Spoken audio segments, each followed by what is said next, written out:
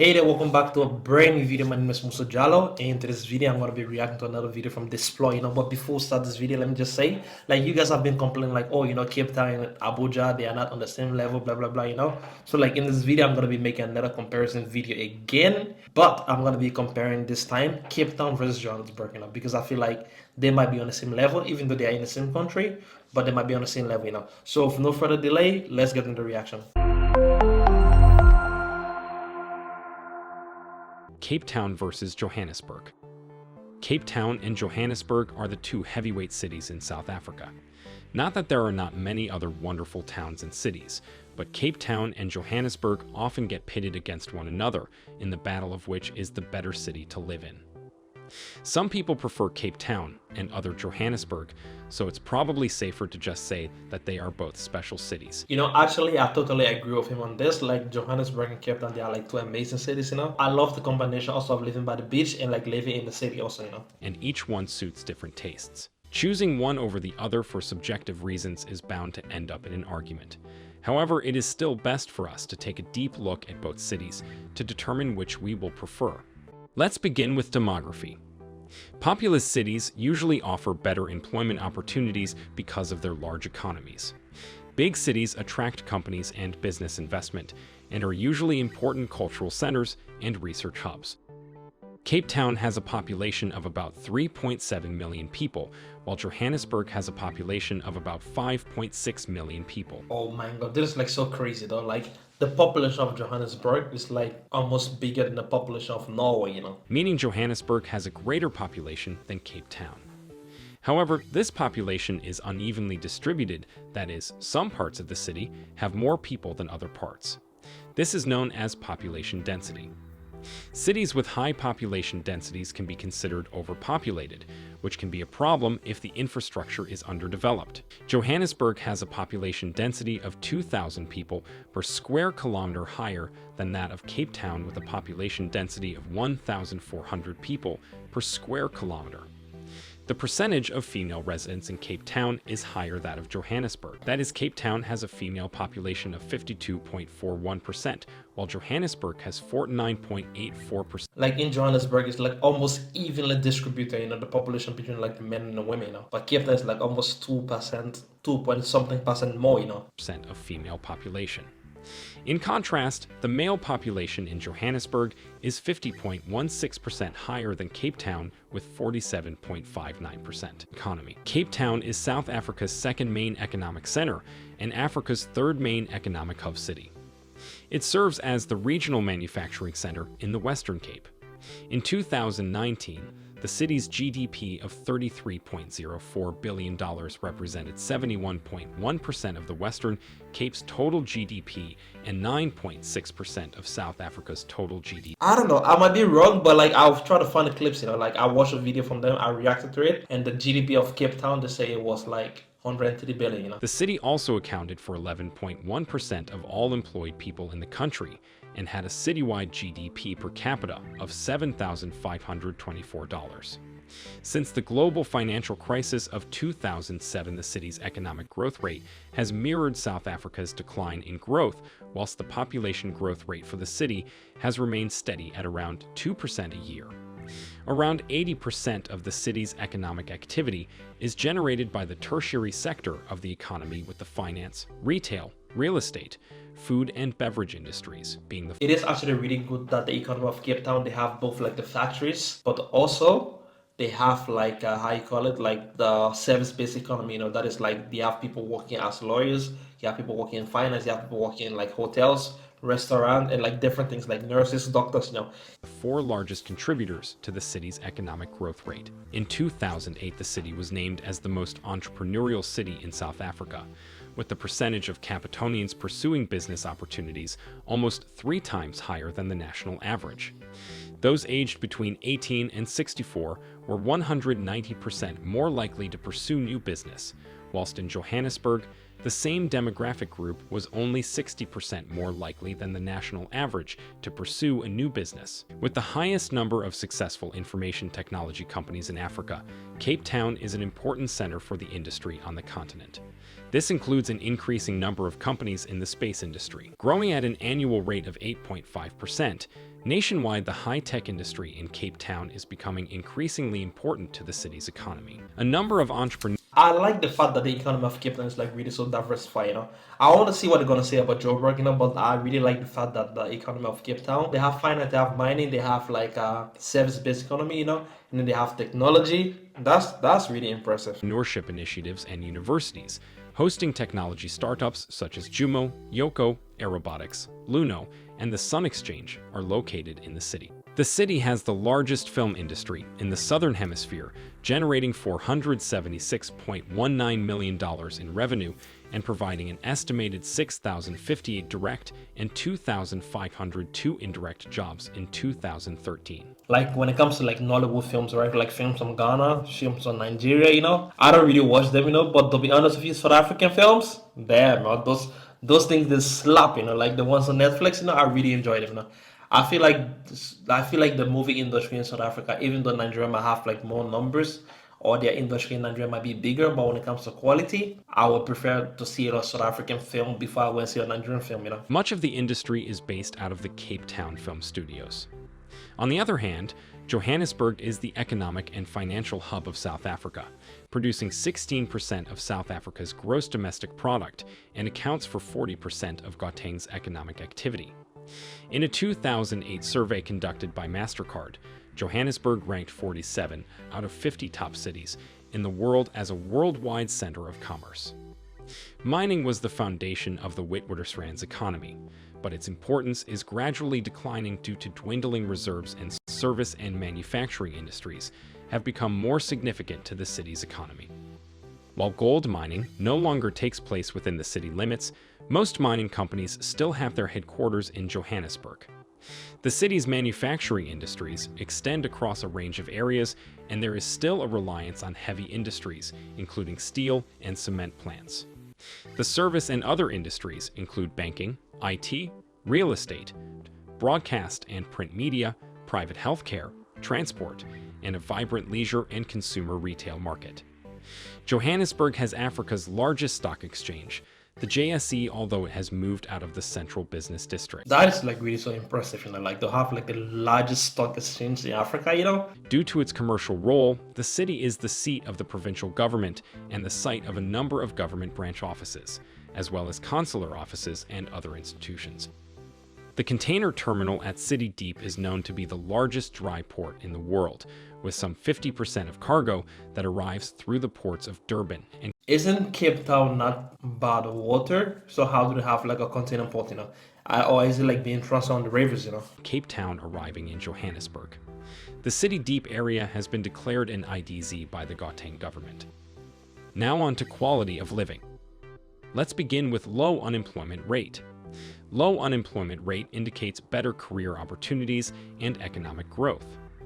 Johannesburg has a higher unemployment rate of 24.5% compared to Cape Town that has an unemployment rate of 19.4%, making Cape Town a better city than Johannesburg in terms of employment.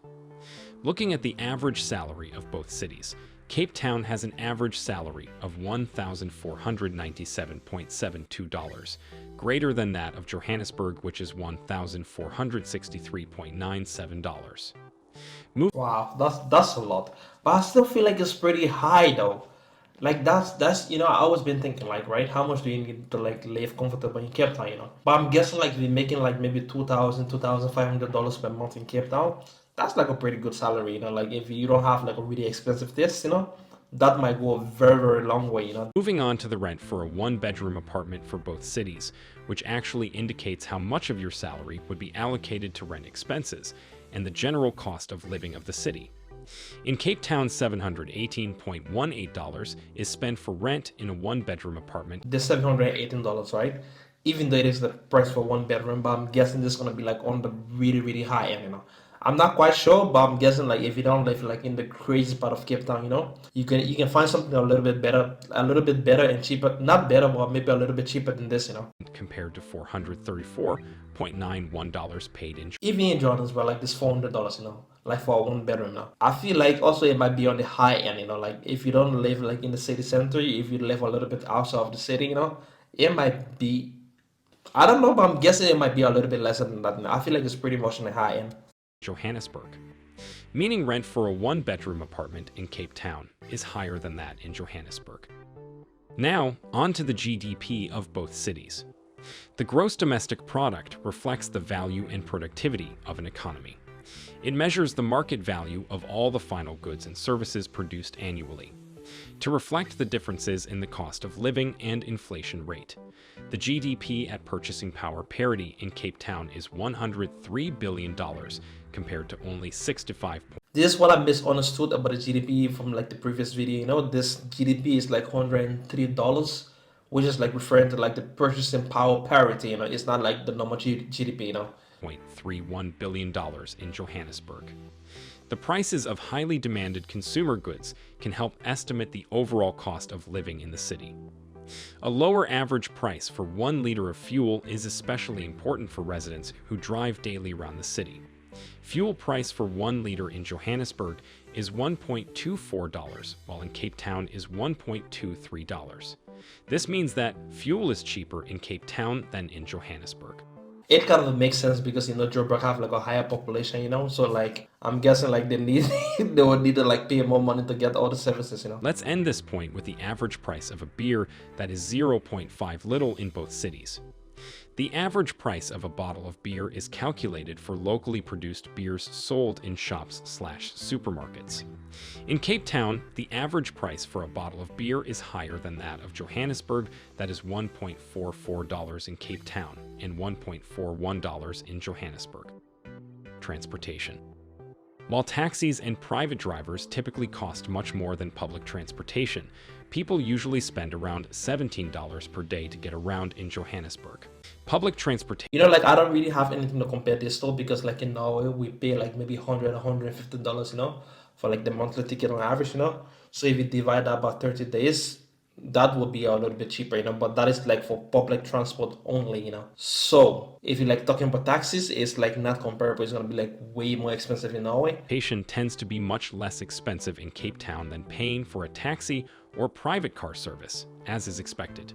Typically, people spend $17 on transportation in Cape Town on average per day. And on air transport, prices for flights to both Cape Town and Johannesburg change regularly based on dates and travel demand. We suggest you find the best prices for your next trip on kayak because you can compare the cost of flights across multiple airlines for your preferred dates. While on rail transport, the Shashaloza Mail is the passenger rail operations of Spornet and operates 2 long-distance passenger rail services from Cape Town. A daily service to and from Johannesburg via Kimberley, and a weekly service to and from Durban via Kimberley, Bloemfontein, and Pietermaritzburg. These trains terminate at Cape Town Railway Station and make a brief stop at Belleville. Cape Town is also one terminus of the luxury tourist-oriented Blue Train, as well as the 5-star Rovos Rail. Oh my god, like I watched like a South African reality show on Netflix. It's called like I think Young Rich African Famous, and then they went on one of this tourist train. I really want to like get on the Blue Train one day and see how it's like. I hope it's not so crazy expensive, but when I come to Cape Town, I have to try that, man. Metrorail operates a commuter rail service in Cape Town and the surrounding area. The Metrorail network consists of 96 stations throughout the suburbs and outskirts of Cape Town. And in Johannesburg, the Metrorail Gauteng commuter rail system connects central Johannesburg to Soweto, Pretoria, and most of the satellite towns along the Witwatersrand. The railways transport huge numbers of commuters every day. However, the Metrorail infrastructure was built in Johannesburg's infancy and covers only the older areas in the city's south. The northern areas, including the business districts of Sandton, Midrand, Randburg, and Rosebank, are served by the rapid rail-linked Gautrain. It's like really, really so impressive. Like when it comes to public transportation, they have trains and stuff like that working. Like for my country, Sierra Leone, I don't know which year we're gonna have those kind of things in our life. Cost of living. Based on research, It is indeed generally more expensive to live in Johannesburg than in Cape Town. That is, Really? I wouldn't have thought that. I would have thought like it would have been a little bit more expensive to live in Cape Town than Joburg, you know. consumer prices in Johannesburg are 11.82% higher than in Cape Town. Also, restaurant prices in Johannesburg are 13.98% higher than in Cape Town. And groceries prices in Johannesburg are 6.37% also higher than in Cape Town. However, it needs to be remembered that while you do have to pay more for the same lifestyle in Johannesburg as in Cape Town, it is likely that you will be making more money, which balances out the disparity. That's the only reason why people can like afford to live in Norway, you know, because like Norway, we make quite a lot of money here compared to most other European countries, you know, like the salary is pretty high, but yeah, after that, everything is pretty expensive also, you know, like everything literally, you know, it's pretty expensive. Johannesburg is a great place for business. The local purchasing power in Johannesburg is 15.15% higher than in Cape Town. There is one aspect, though, in which Johannesburg is cheaper: the actual part of the living, in other words, your accommodation. Cape Town is nearly 15% more expensive to rent in. The principle applies to buying property as well. In general, you will pay less for houses for sale in Pretoria or Johannesburg than in Cape Town. Perhaps it's because so many people want to move to Cape Town. Perhaps you have to pay a premium to have both the beach and the mountains in your view. Parts of Cape You have to pay a premium for the beach, the mountain, and the city life also, you know. That's why I feel like for me, Cape Town is like the better city, you know. If you're going to South Africa not to do business, you're just going to chill, you know, and stuff like that. Cape Town is like a no-brainer, you know. But like if you're gonna like settle in South Africa for good and live there and stuff like that, you know, then maybe you should probably consider like Johannesburg. Town are more expensive than others, of course. If you stick to the northern suburbs, you will find the rent much more relaxed. But if you want to live in the CBD, be prepared to pay for the luxury of being in the heart of the mother city. It's tough to say which city is the most costly to live in because, while expenditures are greater in Johannesburg, you will almost certainly make more. So, if you are trying to choose between the two cities, you should consider other variables. Miscellaneous. This involves things like safety level at night and during the day, average monthly cost of basic utilities, price of internet, and many more. Let's start with safety level at night for both cities. An indicator of how safe people feel walking alone in the city during the night, with 1 being very unsafe and 10 being very safe.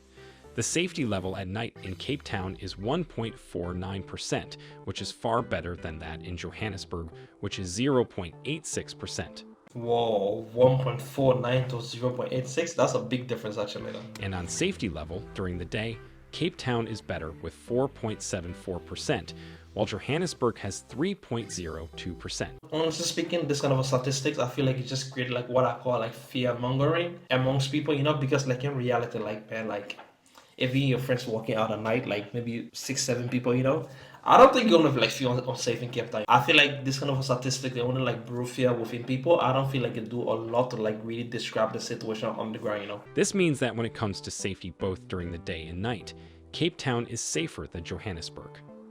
And on average monthly cost of basic utilities of both cities. That is monthly cost of electricity, heating, cooling, water, and garbage for an 8 to 5 meters square apartment.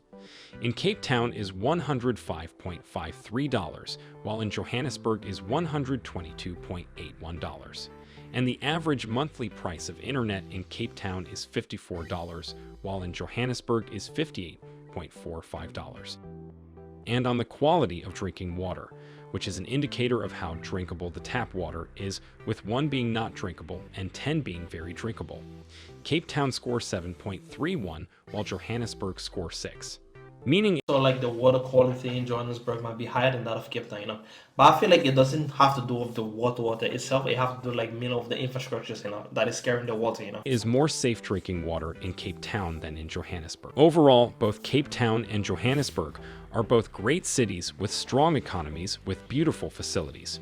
Thus, we will conclude on the stand that both cities are equal in most aspects. Man, like this video was like really so fun, you know, like to be honest with you. I like Cape Town, I like Johannesburg also. Like, you know, I really like that city life, but I feel like Cape Town, it gives you the beach. it gives you the mountain, it gives you the city life, Like that is like so crazy to think about, you have all those things like combined to one city, I feel like there might be more opportunity for like networking in Johannesburg and stuff like that compared to Cape Town. I'm not saying those kind of opportunities not in Cape Town, but I just feel like it might be a little bit more in Johannesburg, But if you're going to South Africa just to chill and you want to choose between the two cities, then I would like recommend Cape Town, Thank you guys for watching this video. I hope you enjoyed. If you do, remember to like it, comment down below. We'll see you in the next one. Peace out.